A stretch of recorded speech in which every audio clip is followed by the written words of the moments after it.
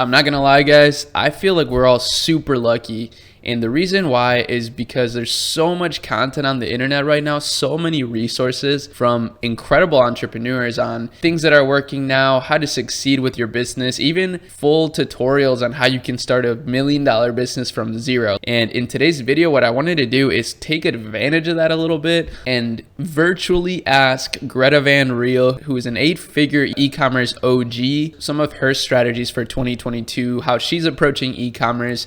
And really, I'm just curious to see what she's gonna say. So I'm not actually gonna ask her. We're just gonna watch a short video in which she talks about some of these things, and I'll give you my commentary on it. As always, we're not trying to waste any time around here, so we're gonna get right into it. But if you do enjoy this content, make sure you subscribe to the channel for more. I don't do commentary like this every video, okay? So don't roast me for that. You may think it's lazy. I personally think it's a genius way to get some more content out here and learn even more from some of the amazing resources that we have at our disposal. So let's get into it. Hi, I'm Greta and I'm actively involved in 6 different e-commerce brands at the moment. So today I'm going to chat through some of the key things that I'm thinking about for my brands going into the new year. Shout out Founder Magazine.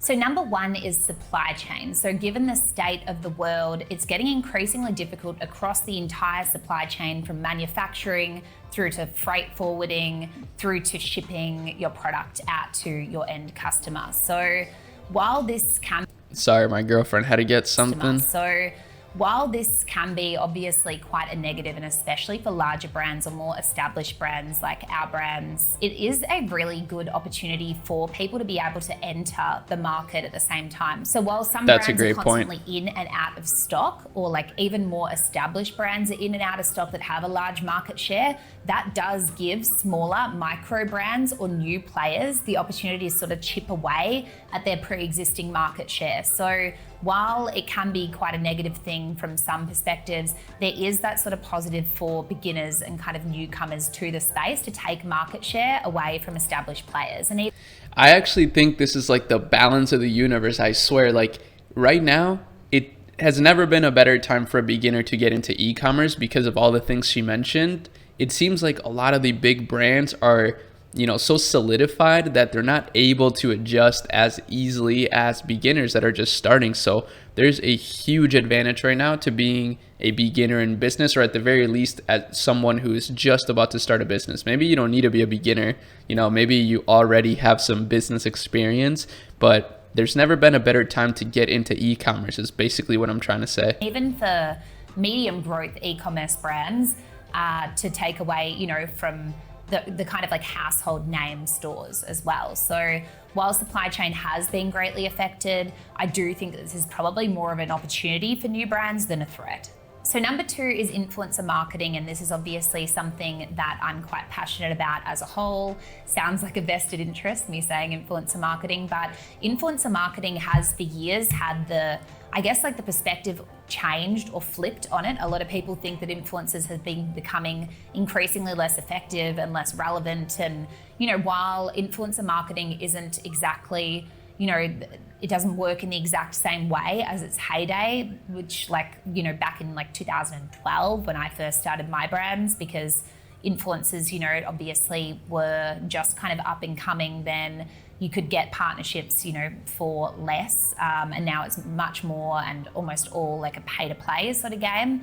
Influencers are becoming like increasingly relevant because of the iOS 14 changes, because of the way that has now affected Facebook ads and other kind of paid acquisition channels.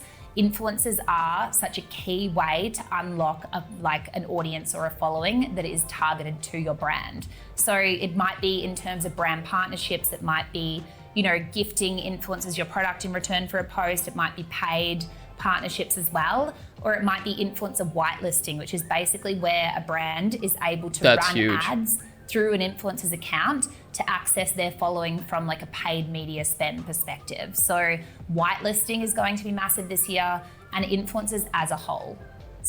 So one thing I want to mention here that I want to add in is in my last video in which I had a whole interview with my friend Jad Kantari, He's a super successful entrepreneur. We talked a little bit about these sorts of like bad changes when it comes to Facebook and iOS 14. And just like how she mentioned, it's not that any of these channels are dead. It's just that you have to do it differently. And for example, with Facebook ads, sure, a lot of the traditional Facebook ad strategies, they still do work. They just may not be as efficient because of the tracking. But now you have also TikTok ads that can help supplement some of that revenue, some of that reach that you may be missing. So we're always in this balance of like, sure, maybe something is going wrong here, but now we have something that's really promising over here. So try to remove that anxiety of like, everything's gonna go down, it's all over, and start trying to be more flexible, right? Because that's how you're gonna succeed in the end. Lastly, one of the key things that I'm thinking about this year is content. So content is going to be the biggest determining factor of the performance of all of your marketing campaigns, especially with the Facebook changes that we just spoke about. That is so true. Earlier, content's becoming increasingly important. So I would say that, you know, when you're running an advertising account, 80% of your results are probably determined by the content that you're running and testing lots of different variants of that content. And maybe 20% are determined by the actual maybe 10%, maybe 90-10 even. She's so right. 10% is, you know, the structuring of the account, the targeting that you're choosing, the way that you're running the ads themselves. So content is the most important thing, whether that's influencer generated content, user generated content from your customers, whether that's brand generated content that's in-house, or at least brand generated in that you're editing up your influencer and customer generated content. One of the key things is still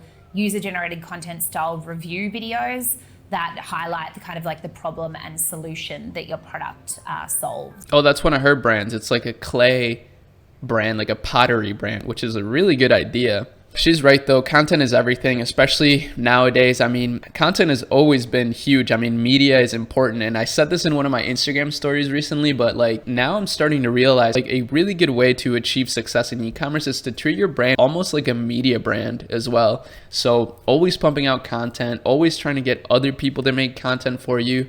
And I think that's going to give you like one of the biggest competitive advantages. So I don't want to spoil anything, but I've actually been working on a service kind of like that. It's for some of you guys that have successful businesses already, but you know, you're having trouble scaling, because that's really the biggest piece of advice that I can give you to scale your business is to test more content. So stay tuned for that, but let's get back into it. At the end of the day. So these are just really great kind of engaging ways to interact with your audience. The more engaging and the more native that you can make your ads, the better. And you do need native content for each platform as well. You can't just run the same ads on Facebook as you would run on Google, as you'd run on TikTok, for example. Each platform has kind of like its nuances, and users can pick out in a feed like a sore thumb the types of content that are just like, they feel more like stock sort of content, and they'll just keep scrolling past. What you need is to create kind of thumb stopping content. Like, attention is so divided, there's so many brands out there. So you need to obviously be able to stand out amongst like the sea of other brands. So coming from a content perspective, yeah, you just want to be testing and running a lot of different variants, a lot of different content styles, just to see what's going to work for your brand, because what will work for one brand will not necessarily work for others. So guys, that's it. Please drop us any questions that you've got about e-commerce coming into the new year, and we'll try to answer them in an upcoming video. See you soon. Hey guys, hope you're loving our videos. I'm going to drop her a comment. You're getting heaps of value from them. If you are, make sure to hit the like button and make sure...